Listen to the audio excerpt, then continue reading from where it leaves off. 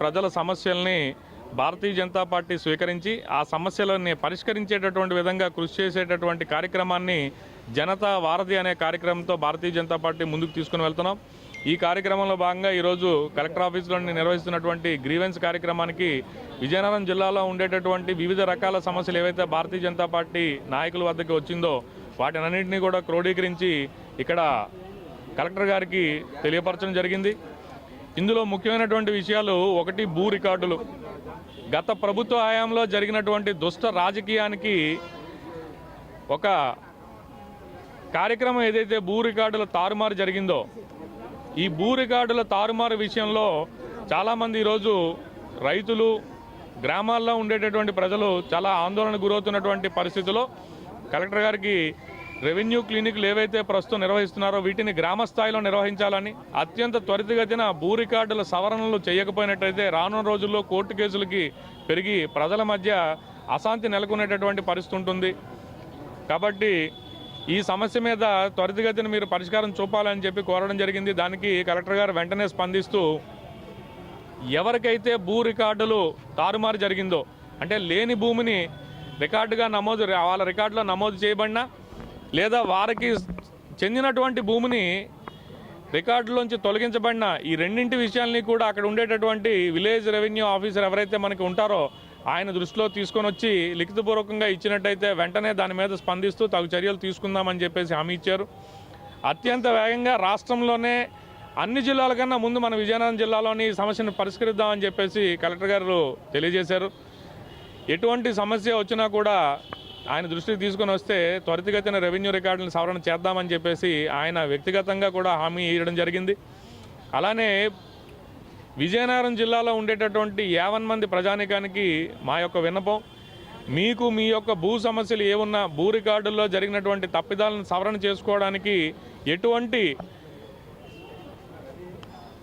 Record సవరణ మీద మీకు ఎటువంటి సహాయం కావాలన్నా కూడా భారతీయ జనతా పార్టీ కార్యకర్తలు మీకు అందుబాటులో ఉండేటటువంటి ఏ గ్రామాల్లో ఉండేటువంటి ఏ కార్యకర్తను మీరు సంప్రదించినా దీని మీద భారతీయ జనతా పార్టీ ఖచ్చితంగా ఈ యొక్క సమస్యల్ని కలెక్టర్ గారి దృష్టిలో తీసుకుని వెళ్ళి అత్యంత వేగంగా పరిష్కారం అయ్యేటటువంటి విధంగా కృషి చేస్తుంది. అలానే ప్రధానమంత్రి విశ్వకర్మ యోజన భాగంగా ఏదైతే లబ్ధిదారులు ఉన్నారో కొంతమందికి ట్రైనింగ్ పూర్తయింది, కొంతమందికి ట్రైనింగ్ పూర్తయి లోన్ రాలేదు, కొంతమందికి ట్రైనింగ్ లోను వచ్చింది పనిముట్లు అందలేదు, అలానే కొంతమందికి ట్రైనింగే మొదలు కాల. ఇటువంటి విషయాలన్నింటినీ కూడా కలెక్టర్ గారి దృష్టిలోకి తీసుకుని వెళ్ళడం జరిగింది. కలెక్టర్ గారు చాలా స్పష్టంగా 3 శాఖల అధికారులకు ఆదేశాలు ఇచ్చారు. అత్యంత త్వరితగతిన ఈ సమస్యలకు పరిష్కారం చూపించాలి, పనిముట్లు అందని వారికి పనిముట్లు అందించాలి, లోన్ అందని వారికి లోన్ అందించాలి, అలానే ఏదైతే ట్రైనింగ్ ఇంకా పూర్తి కాలేదో వారికి అత్యంత తక్కువ సమయంలోనే ట్రైనింగ్ పూర్తి చేసి వారికి కూడా లోను పనిముట్లు అందేటట్టుగా ఏర్పాట్లు చేయాలని చెప్పి సూచించడం జరిగింది. దీనిపైన భారతీయ జనతా పార్టీ విజయనగరం జిల్లా తరపున ఆయన కలెక్టర్ గారికి హృదయపూర్వక ధన్యవాదాలు తెలియజేసుకున్నాం. అలానే ఇంకొక ముఖ్యమైన విషయం, ముస్లిం సోదరులకి సంబంధించినటువంటి వక్ఫ్ భూములు ఏవైతే ఉన్నాయో అవి కొంతమంది పెద్దల చేతుల్లోకి అన్యాక్రాంతంగా వాటిని వాళ్ళు కబ్జా చేసి గత ప్రభుత్వ హయాంలో జరిగినటువంటి కొన్ని కబ్జా విషయాలను కూడా ఈరోజు కలెక్టర్ గారి దృష్టిలోకి తీసుకుని వెళ్ళడం జరిగింది.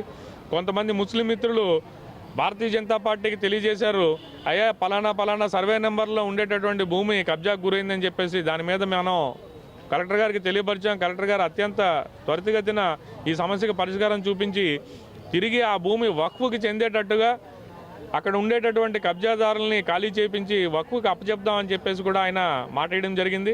కాబట్టి మరొకసారి పాత్రికేయ మిత్రుల అందరి తరపున భారతీయ జనతా పార్టీ యొక్క విన్నపం, జిల్లాలో ఉండేటటువంటి 50 మంది ప్రజానీకం మీకు ఏ సమస్య ఉన్నా కూడా మీకు అందుబాటులో ఉన్న భారతీయ జనతా పార్టీ కార్యకర్తని సంప్రదించండి. మీ సమస్యకు పరిష్కారం కనుగొనే విధంగా మీకు ప్రభుత్వానికి మధ్యనే ఒక వారధిగా ఈ జనతా వారధి అనేటటువంటి కార్యక్రమంతో భారతీయ జనతా పార్టీ కృషి చేస్తుంది, మీ సమస్యలకి పరిష్కారాన్ని చూపిస్తుంది అని చెప్పేసి తెలియజేసుకుంటూ మీడియా మిత్రులందరికీ కూడా మరొకసారి హృదయపూర్వక ధన్యవాదాలు తెలియజేసుకుంటూ ముగిస్తున్నాం.